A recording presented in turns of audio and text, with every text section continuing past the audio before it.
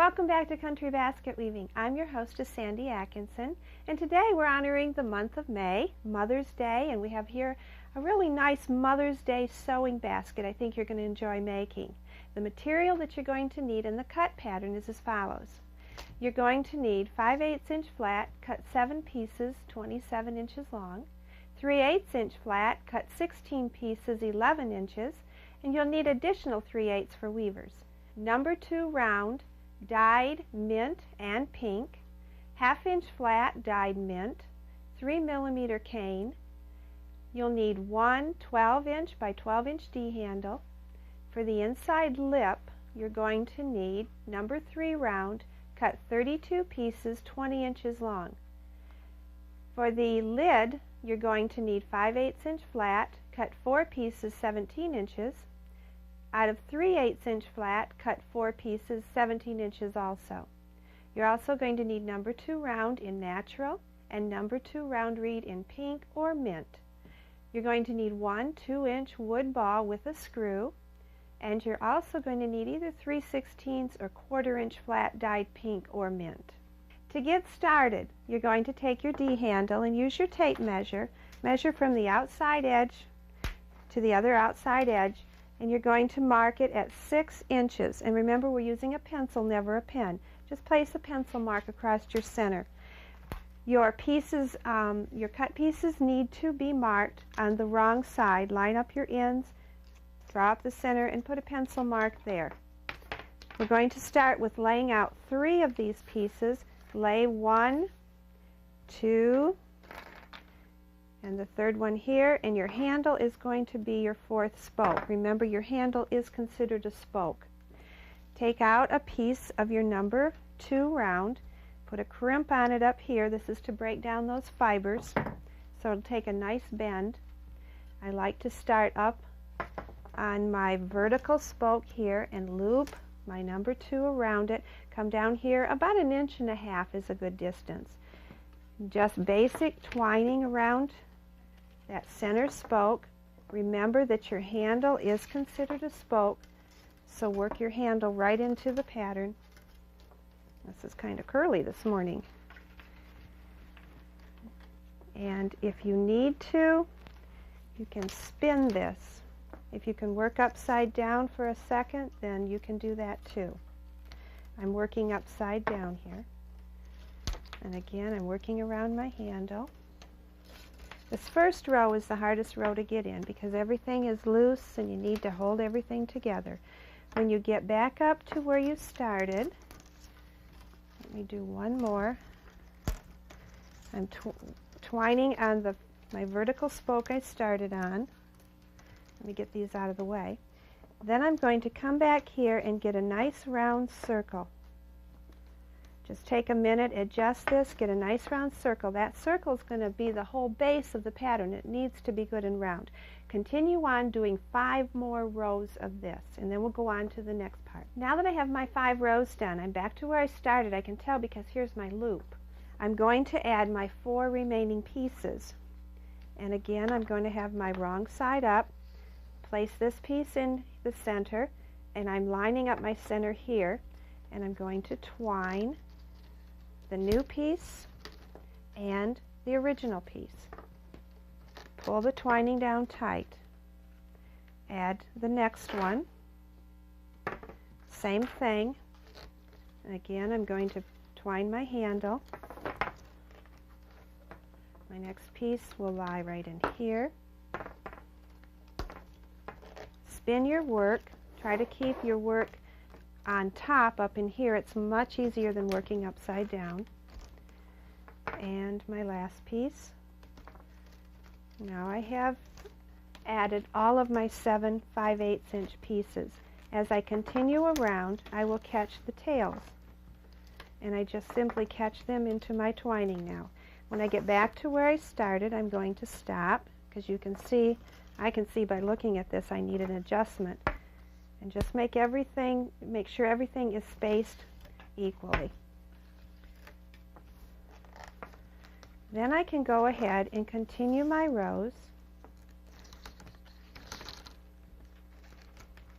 and just continue twining and packing everything in tight. Okay, continue working your base that way. I've twined up 11 rows, and after my 11th row, I've started adding these smaller pieces. These are your 16 pieces cut 11 inches. I've marked 1.5 inches up on one end. Then I have laid this, the 1.5 inch mark, the pencil mark, right on the top edge of my twining, and I've twined in these short pieces. Then twine in your next one. And this one, you do this after, again, about 11 rows up. And these are marked on the wrong side again. That 1.5 inch mark is on the wrong side. And you're just going to place all 16 of these pieces in between each one of the spokes, including your handle spoke. So I'm going to place one more in here.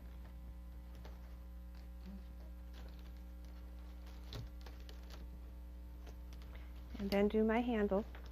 And then I have one more. Nope, I have a few more to place in. I'm sorry. If it gets a little tight in here, use a tool to pack these in tight up in here to keep all your rows packed in tight.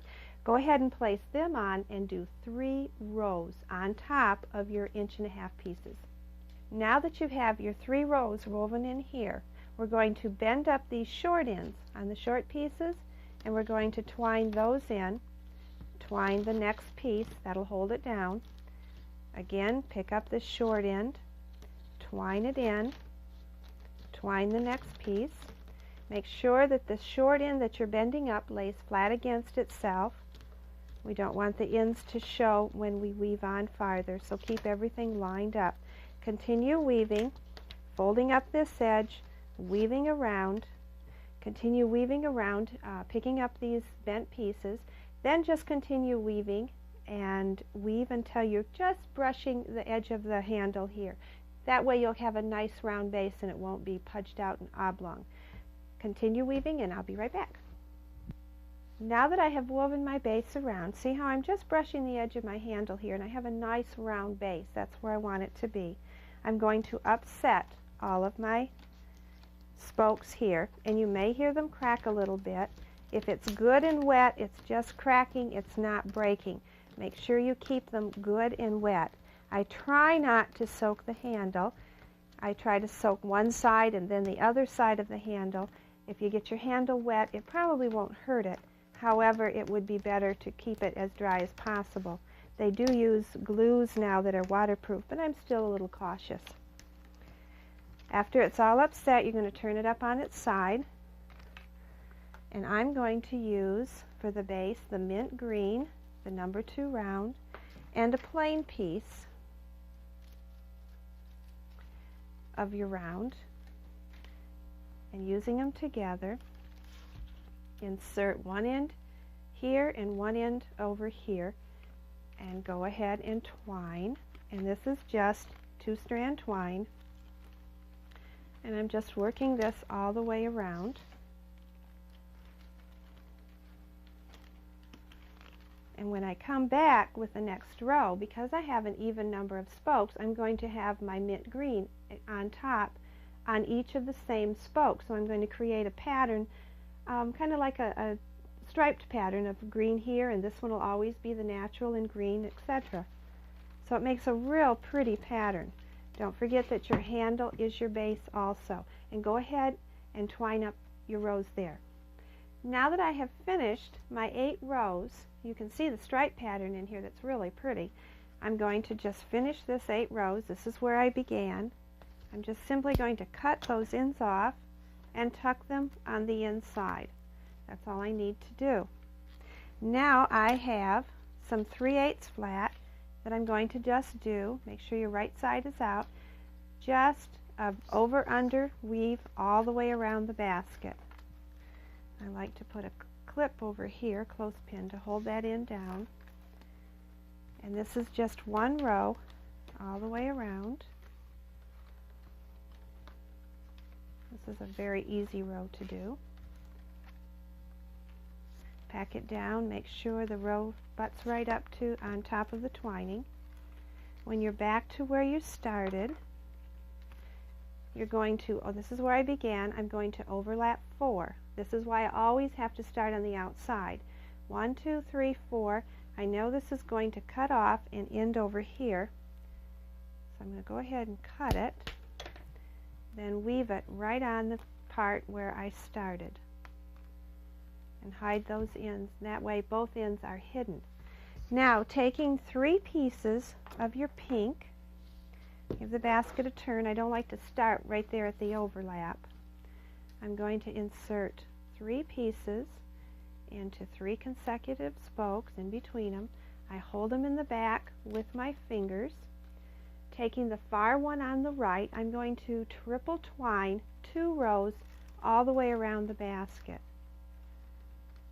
Always taking that one on the left, pack everything down in tight. The one on the left goes in front of 2, behind 1. In front of 2, behind 1. Whoops. And it's going to tangle down here. You'll have to straighten out your tangle at the end. Go ahead and weave 2 rows around the basket that way. On this one, I'm going to just tell you about the pattern. Let me take this one here. This is my 3/8 row I did here, my 2 rows of pink, and then opposite weave of this row here of my 3/8, I did this mint green one here. 2 more rows of the pink and triple twine, again another green row, and that's woven the same way as the previous green row. Another row of 3/8, and then up here I did a little bit more of the matching striped right under the rim. Above that I have 2 rows of just plain. Up here we have just 2 rows of just plain weave up here. And then I'm going to tuck and cut. And over here I have 2 pieces I haven't tucked and cut yet. All of the rim has to be tucked. So I'm going to bend this one down. This one happens to be the right length because I want to tuck it down in here into my mint green one on the inside. Open that up with a flathead screwdriver or a basket tool and tuck it down in there.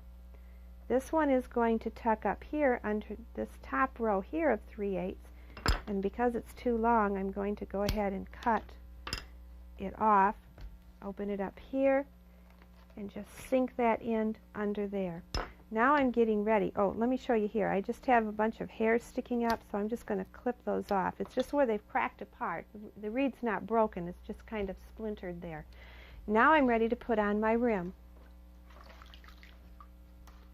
You need your flat oval. And here I have my 1/2 inch flat oval. I'm going to come back here about 3 inches, and I'm going to whittle this down on the oval side. It's flat on the bottom, oval on the top. I'm just whittling this down on the oval side. Take off some of that height, some of that reed in there, for about 3 inches. Place this on the outside. There's a piece sticking up there. I'm going to clamp this all the way around, using lots of clothespins to hold it on. Coming back here, this is where I started my whittling. That is where I'm going to cut this end off. Then I kind of mark it with my finger back here where the end of this whittled piece is. Bring this back, and I'm going to whittle the bottom off. Again, taking off about 1/2 of that reed so that it fits on itself nicely. And especially up here at the tip of it, I want to make sure I get that a little bit thinner so that it'll lay on itself nicely. I'm going to do that same step on the inside. Again, I've already whittled this one down. I'm going to place it over here opposite of my first overlap, which is on the other side over here. And I'm going to work this around, and again I need to whittle off that top, and then I'm going to take my clothespins and clamp everything down tight. Now that I have my rim all secured on here, I'm going to take my caning, and I like to put a point on the end. here's an overlap and here's an overlap, so, and here's my handle. So I'm going to start kind of between an overlap and a handle piece. Coming from the bottom up inside the basket, I'm going to circle around and go between the basket and the outside rim. And it probably will take you a couple of times to get this down. I want my 3 rows to show out here with that mint color in there. So I'm going to go on top of that mint, and I'm going to open up the weavers and go back to the inside. Pull that around. I'm going to repeat that step one more time, up and down. Leave my tail hanging on the outside. Taking this piece between my fingers, I'm going to straighten it out, get all the kinks and twists out of it, and I like again to put a point on this end, and I'm going to work it between the weavers on the outside, again on top of that mint green, and I pull it through about 20 inches and go ahead and work it in again. And let's do that one more time. Now, before I come back and start pulling this tight, I am going to pull this a little bit here, pull this through. I'm going to insert some seagrass, and I want to use this for my filler. So I'm going to slip it into the clothespin here, slip it under my loops, and bring it 3 or 4 inches on the other side of where I've began here. Then come back and pull this tight. Come back and get your other end here, and we're going to pull this tight. Now I like to use a clothespin to hold on here, clamp it here where I pulled it tight, continue to work around the basket. When you come to your handle piece, cross in front and cross in front again, and then continue on. When you get back to where you started, you're going to start and reverse and go back the other way so that we have a double lash on top of this. I'll show you that one here. What I did here is I have this one all double lashed, and I've crossed twice on my handle actually here. I just do this to secure it in, and because it makes it pretty. Twice, so I came around this way on the first one and crossed it twice, then continued on, came back around, crossed it once or twice again. And now I'm back to where we're going to end this. I have my long end here. I don't need this length, so cut it off about 8 inches. You're going to end it the very same way you started it. I'm inside the basket. I'm coming up between the inside rim and the basket, gently lifting up this seagrass, sliding my caning under the seagrass, and then I'm going back down to the outside. Go back in and repeat that step one more time from the center, and then that'll be lashed in pretty tight. What I've done here is taken my number 3 round and inserted it between the 2 spokes on either side, and just push it in to the center. Grab the 2 ends, and you can see I have a mess in here, what looks like a mess. Grab the 2 ends so that these ends are even out here, and pull it tight. Now I've inserted all my 32 pieces. I'm going to come in here, and I'm going to find where 2 come together, because you're going to have 2 coming in on each spoke, on either side of the spoke. Pick up 2 from the left, take the left ones under the next right one, and out. Again, take the 2, keep them side by side under the 2 next right ones, and to the outside. One more time, 2 under the right and to the outside. I'm going to go ahead and work this pattern around real quick, and then I'll show you the second step. Now I've worked the pattern all the way around. I'll show you how to end the last one. It simply slides up in here, the first one that you did, and that's going to hold it all in there.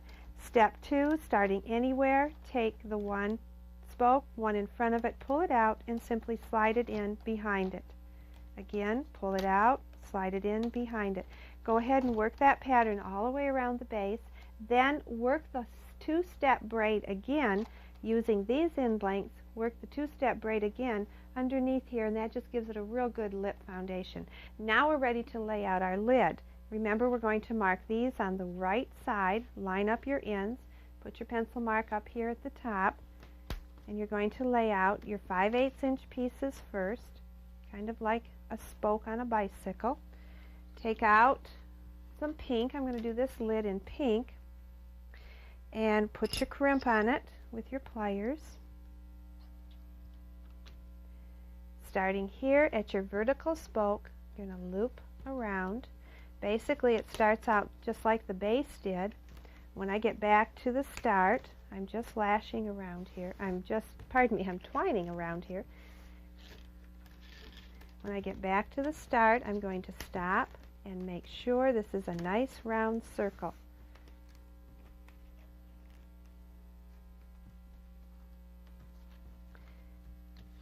And here we are back at start. Again, just check that. Do any needed adjustments, get everything lined up, and then continue on. And you're going to continue on for about 4 rows. Now that I have my 4 rows woven in here, I want to show you how to add a new piece. When I came back here where I started, here's my loop. I'm going to have to add a new piece. It's simply picking up the short piece, which I always end on the left, sticking the new one in there, and then keeping right on going. But before we keep going here, I want to show you, I have my centers marked on my 3/8 inch pieces. Line up your center, and again, just like our base, we're going to add that new spoke, twine in the old, add the new, and twine in the old also. So you're twining in both of those pieces. Continue working that around until you get out here far enough where you think we should start measuring the lid to fit the top of the basket. I have this piece done here, and what I did was to get this arch on here, I just simply pushed my fingers and my thumbs back up in here and push this down, and it kind of arched out. Now I'm going to take this and fit it into the basket before I go any farther, because I want to make sure this is going to fit. Actually, that looks pretty good. Then I'm going to pull it back out, and I'm going to end the weavers up here. Here's my weavers here. Bring them to the inside, and I'm going to cut them off. This one I'm going to tuck down into here. This one I want to tuck down into here. So I'm going to put a crimp here. Simply use your flathead or a basket tool and slide this under there. Lift up your reed, and actually it's a little bit too long. Let's cut it back a little bit, probably about 1 inch to 1.5 inches, and you're going to slide it right in there. Bring this one around, and this one's going to tuck over here. Again, I need to crimp. Cut off some of the length, open up between the weavers, and stick it down in there. Now we need to tuck and cut our edges, and all of these are going to get tucked. So I'm going to give it a bend, skip over 4 or 5 rows of weaving, open up the other weaving, and slide it right down in there. Work it down to the base. Go ahead and work all of these around. This one's a little too long. Just simply cut it back. Skip over some weavers, about 4 or 5 of them, and place it down in there. And go ahead and finish that. Now that I finished tucking all of my pieces on my lid, I'm simply going to, I want to lash the outside edge to give it a finished lid, and I'm going to pick up that weavers and go ahead and stick that down in there. Make sure my right side is on the outside, and I'm going to lash down a couple of rows into here. Bring it across and continue to work it through. Then I need, when I have this done, and I like to backtrack and do it twice so I've double crossed the lid.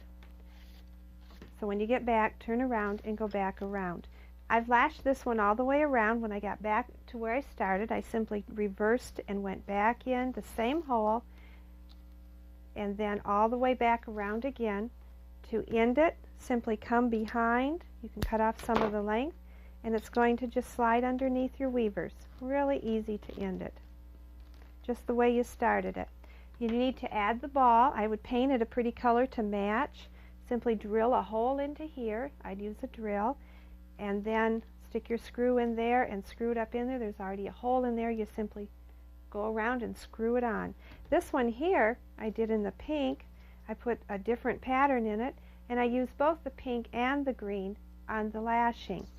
Next week we're going to be working on our Father's Day basket. I've made a stationery basket for Dad here, and I'll look forward to seeing you next week. Have a wonderful week.